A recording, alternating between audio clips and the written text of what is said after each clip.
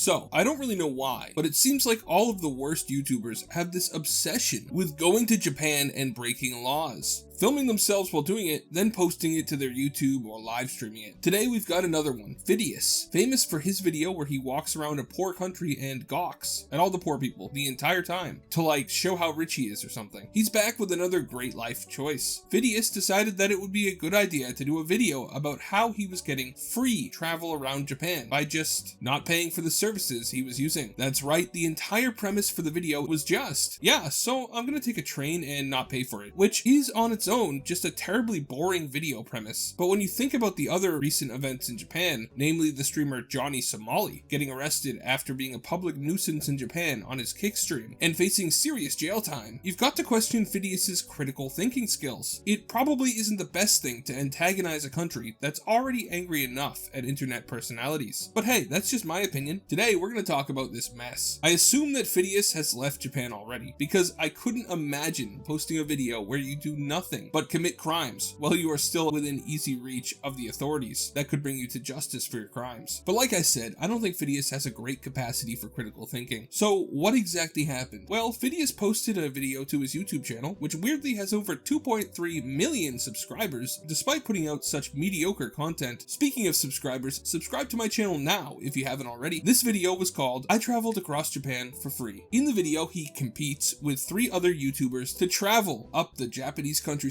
for free as fast as possible. Now, when you think about it, there is only one free way to travel, and that's walking. But Fidias's content may be boring, but it's not watch a dude walk across Japan really slowly boring. Instead, he decided to up the ante and just make the video about him committing small crimes across the entire landmass of Japan. He starts off by getting money from some random stranger, getting onto a bus, and not having the money to pay for the entire bus fare, for which he gets taken to the police station and held for a few hours. Now, I was going to show you guys clips from his video here, but as I was recording, the video was taken down by YouTube for violating guidelines. So, sorry, I'm just going to tell you what happened, and I might throw in a screenshot if possible. After he gets let out from the police station, he ends up taking a train, but he says he didn't buy a ticket, so he goes and sits in the bathroom for the entire train ride. On reaching the destination though, the conductor is waiting at the door, because I'm pretty sure that conductors probably deal with people trying to skip out on the fee by hiding in the bathroom regularly. It's not exactly the most inventive way to hide, and the conductor grabs him and stops him. Then there's a cut where he goes and sits on the ground pretending to be sick, and when the conductor turns away, he books it. Some people are questioning if he really did buy a ticket for the train to avoid a rerun of the police incident he had earlier in the day, saying that the cut is probably just him giving the conductor the ticket, but the video itself explicitly says that he's just pretending to be sick and books it when he has a chance. I think that it's possible he has a ticket, but if he did, cutting that out of the video and implying that he didn't is still reckless and a bad thing to tell his probably young audience to do. He then gets onto another train and does the same thing, but this time he doesn't get caught. So yeah, the video is basically just this dude running across Japan, committing a series of like rather minor but also just inconsiderate crimes. Since he's got a decently large YouTube channel, people who realized what he did in the video started sharing it around on Twitter, and eventually even the Japanese media started talking about it. This is just more fuel to the fire that's reinforcing negative stereotypes about foreigners in Japan, and is just another example the government can cite when they decide to actually start passing laws restricting YouTubers and streamers in Japan, which it seems like they are already in talks to do after the Johnny Somali situation. On top of that, there's rumors that the Japanese police are going to investigate what he did in the video and potentially try to go after him for any crimes he committed. Not sure what they'd be able to do if he's left the country already, but if he hasn't, he might end up sharing a cell with Johnny Somali in prison. Remember that Japan has an incredibly draconian legal and punishment system, a vestige of the brutality of the imperial era, which has a 99% conviction rate, and sentences require inmates to do hard labor during their incarceration. Honestly, I really don't understand why so many online personalities seem to be going to Japan just to basically sleepwalk themselves into jail. I mean, with any research at all, I think the average person would decide not to commit any crimes once they're on Japanese soil. No one wants to get sentenced to hard labor, especially influencers who've never worked a hard day in their lives. Now the elephant in the room, literally as I was making this video, Fidias's video was taken down for violating the community guidelines, which is a massive W for YouTube and makes complete sense. I mean, it's not exactly like you should expect YouTube to be okay with you doing illegal things, even if behind the scenes you actually did it legally. If you're making the presentation to the audience that what you're doing is illegal, you're putting YouTube in a pretty bad spot. They can't exactly allow for the promotion of criminal activities on the website. I mean, hot take here, but crime is bad. It's especially bad when you're doing something illegal and then posting it to your young fan base, which might encourage them to commit crimes. Weirdly though, YouTube doesn't always take down videos of crime, even when it's something high profile. I think that what got YouTube to remove it was the bad press in Japan. I can't imagine it's good for business to have your company hosting this kind of thing, especially at a time where the Japanese public is already upset and the government is already considering taking action. YouTube's gotta cover themselves legally. So what do you think about this whole mess? Do you think that he secretly paid for the other tickets after getting caught on the bus? Do you think that YouTube should have removed the video? Let me know in the comments. Thank you so much for watching all the way till the end. Have a great day